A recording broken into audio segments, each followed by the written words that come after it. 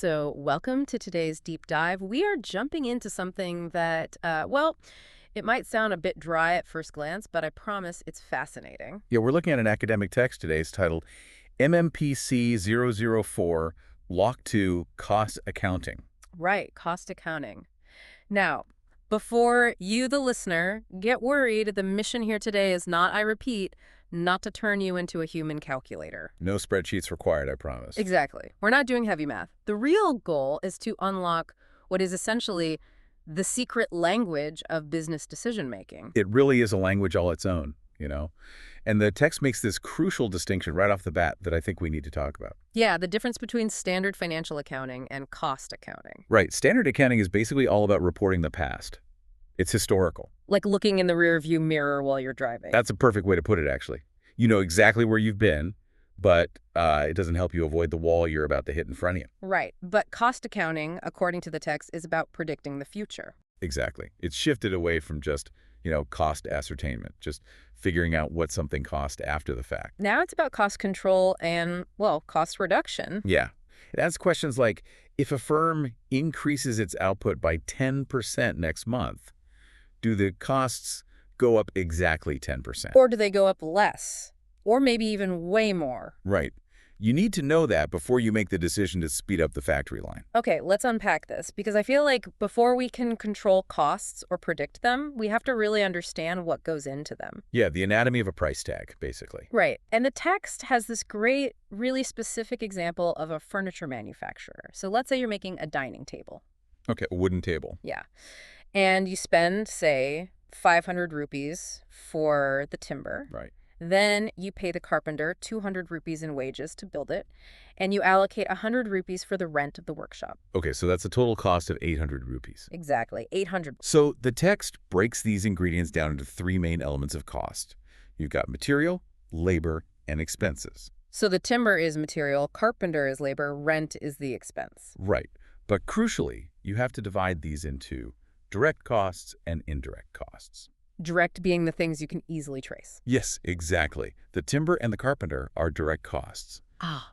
You know exactly how much wood and time went into that one specific table. But the rent of the workshop. That is an indirect cost, also known as overheads. Overheads, right. Because you can't say, exactly how much of the monthly rent went into that one specific table. Exactly. It covers everything. The rent, the consumable stores like, glue and sandpaper. The salary of the timekeeper at the front gate. Yeah. You can't trace the timekeeper's hourly wage to a dining table. Right.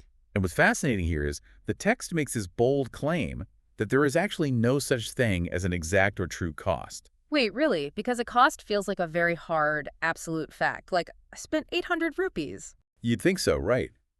But it's highly subjective because of overheads. For instance, think about the heavy machinery in the workshop. Like a table saw. Yeah. The table saw loses value over time. Mm-hmm. That's depreciation. But accounting principles actually give managers several different optional methods to calculate that depreciation. Oh, I see. So depending on the totally optional formula you choose, the quote-unquote cost of the table changes. That is wild. So it's like building a house, right? How so? Well, the bricks are a direct cost. You buy 1,000 bricks, you count them, that's a direct fact. Right, very traceable. But the electricity that's powering the builder's radio while they lay those bricks, that's an overhead. It's this fuzzy estimate. That is a great analogy. It's fuzzy, subjective math. But pushing back on this just a bit, I was looking at the cost sheet example in the text. Oh, the big chart. Yeah, the really complex one. It tracks everything. Raw materials, director fees, warehouse charges. How do businesses track all these fuzzy indirect overheads without going completely crazy? Well, the text explains that they apportion these overheads on a reasonable basis. A reasonable basis. Meaning what, exactly? Meaning they make an educated guess. If you have 3 departments, maybe you split the electricity bill based on the square footage each department uses. Oh, okay. So it's not perfect, but it's logical. Right. But just tracking the numbers isn't the main event. The text points out that the behavior of these costs is where the real magic happens. The shapeshifters, right. How costs behave when things speed up or slow down. Yes. Because if you want to predict the future, you need to know how these different ingredients react to volume. Right. So let's break down the text's classification here. First up are fixed costs. Like your rent or your insurance. Yeah. And the text highlights a mathematical reality here that well, it takes a second to wrap your head around. It really does. It says fixed costs actually decrease per unit as your volume goes up. Right. So let's use the rent example. Mm-hmm. Say your factory rent is 6,000 rupees a month. Okay, 6,000. And you only manufacture 1,000 units that month. Your rent cost is effectively 6 rupees per unit. But if you have a great month and you make 1,200 units, your rent is still exactly 6,000 rupees. But now you divide that by 1,200 units. so it drops to 5 rupees per unit. Exactly. Just by producing more, your cost per unit shrinks. That is so counterintuitive, but it makes total sense. Now compare that to variable costs. Right. Variable costs behave completely differently. Like the direct materials, the timber for the table. The text says variable costs stay constant per unit. Yes. So if it takes 1 rupee of raw material to make 1 unit, it will always be 1 rupee per unit. Whether you make 800 units or 2,000 units, the total cost goes up, but the per unit cost stays flat. Exactly. And then there are these things called step costs, which I thought were really interesting. Yeah, these are essentially fixed costs that hit a ceiling and jump to a completely new level. The text uses the example of a foreman. Right, a supervisor on the factory floor. Say one foreman can supervise 10 workers. His salary is a fixed cost, whether he's watching 5 workers or 9 workers. But the second you hire that 11th worker, You have to hire a whole second foreman. right, your fixed cost suddenly takes a massive step upward. It's like delivery truck rentals, too. One truck holds a specific amount. If you have just one extra box to deliver, you have to rent a whole second truck. Exactly. And the final category they mention is semi-variable costs. Which is a mix of both, right? Like telephone charges or the heat bill. Yeah, you pay a fixed base charge just to have the line connected, but then a variable charge based on how much you actually use it. Okay, here's where it gets really interesting for me, and I want to challenge this a bit. Okay, let's hear it. If fixed costs drop per unit as you make more, like the rent dropping from 6 to 5 rupees. Right. Isn't the incentive for a manager always to just endlessly overproduce? Like just churn out a million tables to make your per unit cost drop to almost nothing so the spreadsheet looks amazing. That is a very common trap, actually. But if we connect this to the bigger picture, the text solves this by distinguishing between 2 types of fixed costs. Okay, what are they? Committed fixed costs and discretionary fixed costs. Committed meaning. Meaning the physical factory building, Yeah. the heavy machinery, the things you are contractually or physically locked into. So you can't just overproduce because you literally don't have the committed capacity. Exactly. A machine can only run 24 hours a day. You hit a physical wall. Plus, if you overproduce, where do you put all the tables? You have to pay to warehouse them. Right, that makes sense. And the discretionary fixed costs. Those are budgets set by management, like research and development or an advertising campaign. So they're fixed for the year, but management can just cut them if they need to. Yes, you aren't permanently locked in. If the company hits a rug patch, you slash the discretionary costs. Wow, okay. So understanding how costs behave isn't just academic theory. It leads directly to how managers make really high-stakes, real-world choices. It's their entire toolkit. Which brings us to the advanced cost concepts in the text.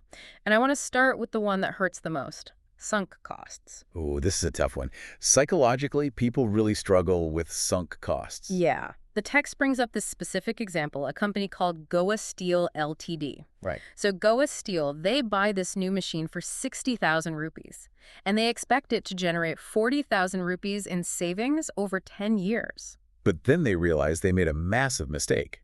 The machine is a total duh. But complete dud. They Okay. find out they can sell it immediately, right now, for 42,000 rupees. Right. And human nature, well, the psychology here says, I can't sell it for 42, I just paid 60. Right. I'd be losing 18,000 rupees. But the text is very firm on this. That original 60,000 is a sunk cost. It is completely irrelevant Irrelevant. You literally have to pretend the 60,000 never happened. because you can't reverse time. You can't get that exact money back. You only look at the future alternatives. Option A, keep the terrible machine for a decade and get 40,000 in savings. Or option B, sell it today and get 42,000 in cash. Right, 42 is bigger than 40. You sell it, you walk away with a 2,000 rupee gain over keeping it. It's just so hard to let go of the 60,000 though. It requires a lot of discipline. You have to ignore the past. Which leads right into the next tool, which also requires ignoring your gut instinct, incremental cost and revenue. Oh yeah, illustration 6.3 in the text. This is a classic dilemma. Walk us through this one. So, a company is selling 1,000 units of their product at a normal price of 10 rupees each. Okay, 10 rupees a pop. Then they get a special export order. A buyer wants 200 units, but they only want to pay 8 rupees per unit. So below their normal asking price, most business owners would immediately say, no way, I'm not cheapening my brand. My price is 10. Right, it feels wrong. But the text says you have to look strictly at the incremental changes. What happens if you say yes? Okay, so the incremental revenue, the new cash from this specific deal, is 200 units times 8 rupees, so 1,600 rupees. Exactly. And then you calculate the incremental costs. Let's say the raw materials and extra fixed costs for this specific order only total 1,200 rupees. Because their main overheads are already covered by their normal customer. Yes, so the new money coming in is 1,600. The extra money going out is 1,200. Meaning taking the quote-unquote cheaper order actually increases total profit by 400 rupees. Assuming they have the idle capacity to make the extra units, taking the deal is the smart move. It's brilliant, just focusing on the margins. Yeah, and this framework doesn't just apply to machines and export deals. It applies to evaluating human performance, too. Right, the controllable versus uncontrollable costs. This felt really grounded in fairness to me. It is entirely about fairness. You can't blame a manager for something outside their control. So, using the foreman example again, if you are evaluating a factory floor foreman, you look at things he controls. Yeah. Like, is his crew wasting raw materials? Are they leaving machines running and wasting power? Yeah. You can control that. But if the executives in the purchasing department suddenly sign a terrible contract for super expensive timber, The foreman has absolutely zero say in that. so that is an uncontrollable cost for him. Exactly. You can't penalize his annual bonus because the purchasing department messed up. It's a controllable cost for the head of purchasing, but uncontrollable on the factory floor. That makes perfect sense. Accountability has to match authority. This raises an important question, though, about what a cost actually is. The text puts a heavy emphasis on opportunity cost. Yes. Opportunity cost. It's the idea that true cost isn't just the money you spend, it's what you give up. Like if you take your life savings out of a bank account to start a business. Right. Say that money was earning 10% interest in the bank. You sacrifice that guaranteed 10% to start your company. So when you calculate whether your new company is profitable, you have to include that 10% you walked away from as a cost. Yes. Because if your business isn't beating the 10% you sacrificed, you're actually moving backward economically. Even if the business is technically making a small profit on paper. Exactly. Which fundamentally changes how you look at spending. And I love the concept of out-of-pocket costs, too. Oh, yeah, evaluating actual cash expenditure. Right, stripping away all the accounting fiction.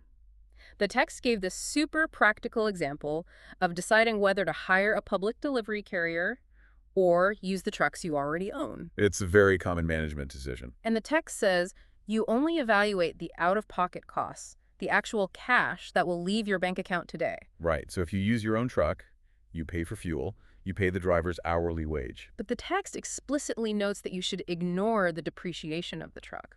Because depreciation is just an accounting tool for taxes. You bought the truck 3 years ago, that cash is long gone. So you don't factor depreciation into the math at all? You just compare the raw cash for fuel and wages against the cash fee the public carrier is charging. It clarifies everything. You just focus on the immediate cash flow. Okay, so bringing this all together, what does this all mean for you, the listener? Because if you aren't running a steel mill or a furniture factory, why should you care about, indirect overheads and variable margins? Because it's not just for massive factories. It is a really robust mental model. Yes. Next time you look at a local business, or maybe you're thinking about starting a side hustle, you won't just see a single static price tag. No, you'll see the machinery underneath. Right. You'll see the fixed costs they're committed to. You'll understand how their variable costs will scale if they get super busy. And you'll hopefully avoid the psychological trap of sunk costs. Exactly. You'll have your headlights turned on, not just looking in the rearview mirror. I actually want to leave you with one final provocative thought. Building on something that text calls imputed costs. Okay, imputed costs, what are those? They are hypothetical costs. They don't involve an actual cash outlay, and they never show up on a bank statement, but they are crucial for rational decisions, like the interest on capital we talked about. Okay, but how do you apply a hypothetical cost to your everyday life? I challenge you to consider the imputed cost of your own free time. Oh, wow, okay. Think about it. We all have daily routines, passion projects, or even just, scrolling on our phones for hours. Guilty as charged. Right. But if you accurately calculated the imputed cost of those hours, valuing your time at your actual hourly wage, or what you could be earning if you used that time productively. Right, the opportunity cost of your time. Exactly. If you ran the math on your typical daily habits, would any of them actually break even? Ouch. That is deeply uncomfortable to think about. Are the activities you do on autopilot providing a return on your life that justifies the imputed cost of spending your finite time on them? It's something to calculate on your own. That is an incredible lens to look through. Well, you definitely gave us all something to mull over. Thank you so much for joining us on this deep dive. Thanks for having me. We'll see you all next time.